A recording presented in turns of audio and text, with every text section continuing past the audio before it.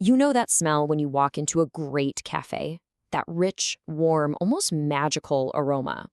We spend so much time searching for the perfect beans, right? But how often do we really think about how we make the coffee once we get it home? Well, today we're going to dive deep into that. We're exploring the art and the science of coffee brewing. So, what is it? What's the actual secret? The thing that takes a good coffee bean and turns it into a truly unforgettable cup.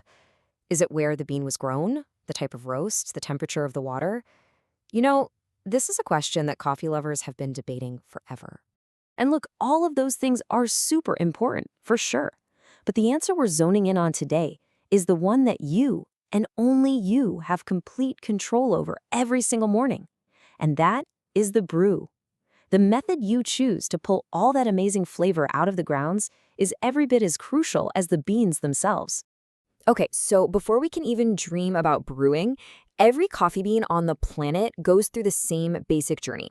Let's start right there, at the absolute foundation of flavor. It really boils down to these 4 steps, no matter what kind of coffee you're making. First, you roast the green beans to develop all those complex, delicious flavors. Then, you gotta grind them up, creating a huge surface area for the water to work with.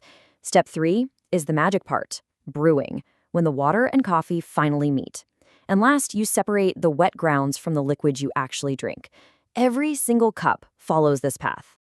Now, this right here is maybe one of the most important things to get right. The size of your coffee grind has to match your brew time. It just has to. Think about it. If the water is going to hang out with the coffee for a while, like in a French press, you need a coarse grind, kind of like chunky cooking salt. If you use a fine grind, you'll get a bitter, muddy mess. But for a super fast method like espresso, you need a really fine grind, like table salt, to get all that flavor out in just a few seconds. Getting this right is honestly half the battle. All right, let's start our journey through the methods with the oldest, most primal way to make coffee, just boiling it. I mean, this was pretty much the only game in town until the 1930s, and you got to appreciate its simplicity. Decoction. Yeah, it's a fancy word, but all it means is you're boiling something to extract its flavor. In this case, you are literally just boiling coffee grounds in water. No fancy filters, no complicated gadgets. Just a pot, heat, water, and coffee. And what's so cool is the variety you can find even within this simple method. On one end of the spectrum, you've got cowboy coffee. You know, rugged, simple, made in a pot over a campfire where you just let the coarse grounds sink to the bottom. But on the complete other end, you have Turkish coffee. It's this incredibly refined art form using coffee ground into a powder, boiled with sugar, to create this intense, thick brew with that signature foam on top. So from boiling, the next logical step in our coffee evolution is steeping. If boiling is all about that direct, intense heat, steeping is about taking a step back. It's about patience, about full immersion. Actually, it's a lot like brewing a good cup of tea. The key phrase here is fully immersing. Every single particle of coffee is completely surrounded by water for the entire brew. This means you get a really even, really full flavor extraction. After it's done its thing, you just separate the liquid from the grounds. And of course, the most famous example is the French press. It's just such an elegant and satisfying process, isn't it?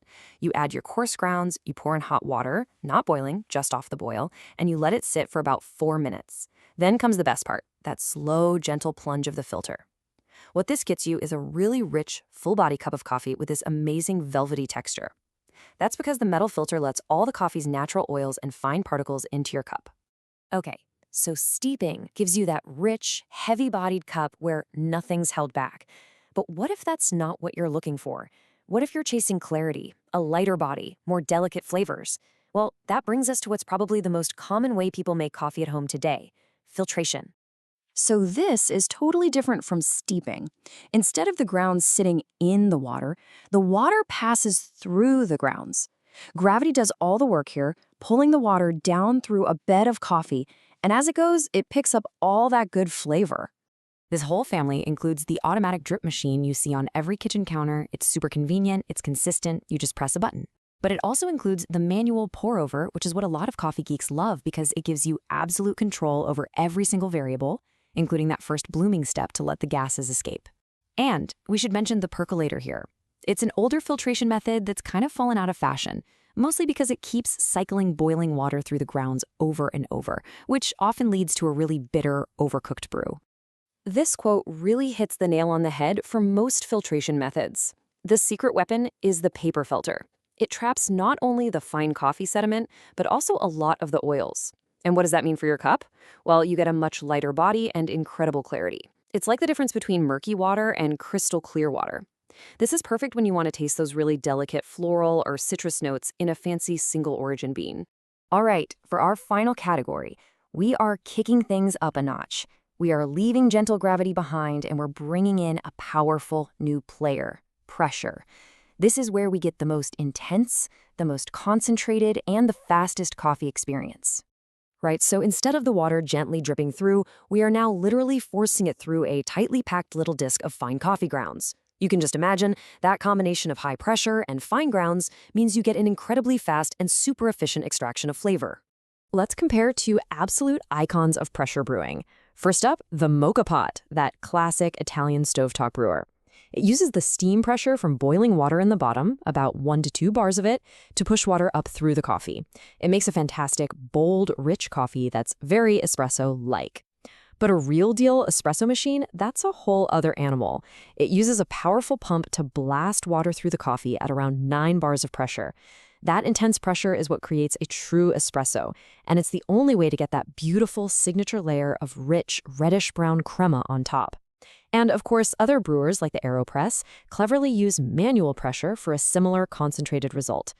Wow. Okay, we have covered a lot of ground, from simple boiling all the way to high-pressure espresso.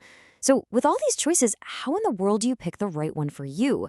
Let's try and break down some of the most popular methods side by side. Think of this as your personal coffee cheat sheet. If what you want is a rich, heavy, velvety cup and you enjoy a slow, calming morning ritual, the French press is your best friend. If you're more of a flavor detective who wants to taste every single delicate, nuanced note in a special bean, then the pour-over is going to be your tool of choice. For just a solid, reliable, no-fuss cup to get you going every day, you can't beat the classic drip machine. And if you crave that quick, powerful, intense European-style hit of coffee, the moka pot delivers every single time. At the end of the day, the perfect cup of coffee is just the one that you love to drink the most. But now you know the mechanics behind it all, from how grind size works to what pressure does. You now have the power to experiment, to play, to be the artist of your own morning brew. So I guess the only real question left is, what are you going to make tomorrow?